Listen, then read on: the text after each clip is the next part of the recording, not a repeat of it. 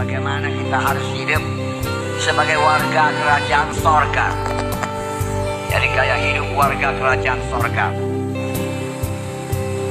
biar kita pakai dalam hidup kita, nama Tuhan dipermuliakan, dan dunia melihat bahwasanya kita sudah berubah dan kita berbuah lebat di hadapan Tuhan. Nah, semua anak-anak Tuhan yang sudah lahir baru dipenuhkan dengan Roh Kudus adalah warga kerajaan sorga. Memang untuk menjadi warga kerajaan sorga, satu-satunya jalan ialah harus lahir baru dan memiliki Yesus dalam kita. Firman Tuhan berkata dalam 1 Yohanes 5:12, barang siapa memiliki Yesus dalam hatinya, dia memiliki hidup. Barang siapa tidak memiliki Tuhan Yesus dalam hatinya, dia tidak memiliki hidup. Jadi untuk masuk menjadi warga kerajaan sorga adalah dengan lahir baru. Oleh sebab itu Tuhan Yesus berkata, kamu harus lahir baru. Yohanes 3 ayat 3-7. Yesus menjawab katanya, aku berkata kepadamu, sesungguhnya jika seorang tidak dilahirkan kembali, ia tidak dapat melihat kerajaan Allah. Kata Nikodemus kepadanya, bagaimana mungkin seorang dilahirkan kalau ia sudah tua? Dapatkah ia masuk kembali ke dalam rahim ibunya dan dilahirkan kembali? Jawab Yesus, aku berkata kepadamu, sesungguhnya jika seorang tidak dilahirkan dari air dan roh, ia tidak dapat masuk dalam kerajaan Allah. Apa yang dilahirkan dari daging adalah daging, dan apa yang dilahirkan dari roh adalah roh. Janganlah kau heran, karena aku berkata kepadamu, kamu harus dilahirkan kembali. Jadi harus dilahirkan kembali, harus lahir baru. Saya percaya semua kita sudah lahir baru, amin. Kemudian kita masuk dalam gaya hidup warga kerajaan sorga. Minggu yang lalu kita telah melihat bahwasanya setiap warga kerajaan sorga harus memiliki mental mujizat. Apakah itu mental mujizat? Suatu cara berpikir baru yang percaya kepada mujizat Tuhan dan mengarah dan berharap pada mujizat Tuhan. Kalau ada persoalan, kita senantiasa berharap mujizat Tuhan berlaku. Kita membuat perhitungan kerajaan sorga, bukan membuat perhitungan secara perhitungan manusia. Nanti kita lihat bahwasanya murid-murid gagal menggandakan roti karena mereka membuat perhitungan secara persediaan manusia.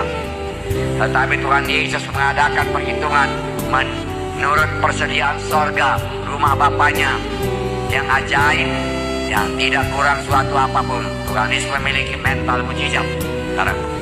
Mental mujizat memudahkan Tuhan Yesus memiliki iman untuk mengadakan mujizat. Jadi ini yang pertama, pelaku gaya hidup. Itu adalah normal dalam kerajaan sorga. Saudaraku, jangan lagi pakai gaya hidup mentalitas saudaraku duniawi. Saudara, kalau kita sudah masuk dalam kerajaan sorga, jangan pakai mentalitas cara berpikir manusia lama, saudaraku. Karena kita sudah masuk dalam kerajaan sorga. Gaya hidup warga kerajaan sorga yaitu memiliki kasih. Matius 22:34-40. Berbiasa, ada pula ahli Taurat yang bertanya, orang Farisi bertanya kepada Tuhan Yesus. Ahli Taurat, guru, hukum manakah yang terutama dalam hukum Taurat? Oh, Tuhan Yesus memberi jawaban, saudaraku.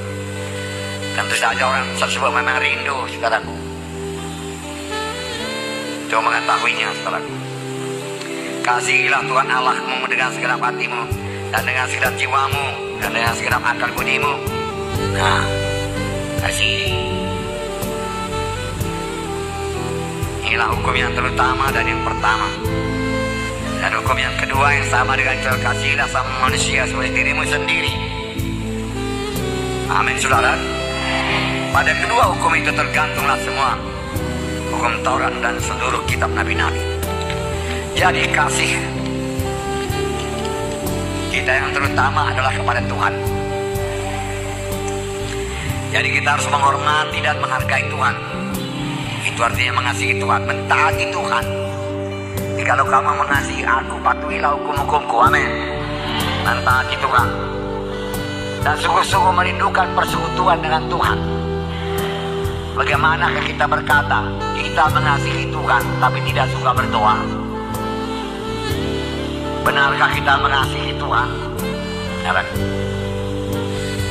Jadi kalau betul mengasihi Tuhan dengan segala hati, jiwa, dan roh, saudara, itulah yang terutama sasaran kasih kita. Karena kasih kita jangan pula kasih kepada orang lain, kepada diri sendiri. Memikirkan diri sendiri, mementingkan diri sendiri. Saudara, kasih itu harus kepada Tuhan, saudara. Pertama kepada Tuhan, dan suka bersekutu dengan Tuhan. Selama kita di dunia ini, rindu kepada Tuhan. Nah, kalau Tuhan sudah mengampuni dosa kita dengan begitu dahsyatnya,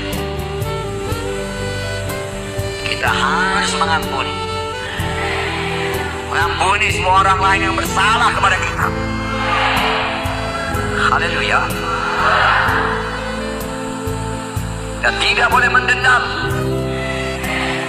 dan tidak bisa mengingat-ingat dosanya kepada kita. Lupakan. Forgive and forget. Lalu hidup secara bebas.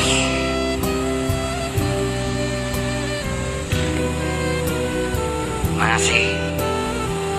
Haleluya. Mengasihi.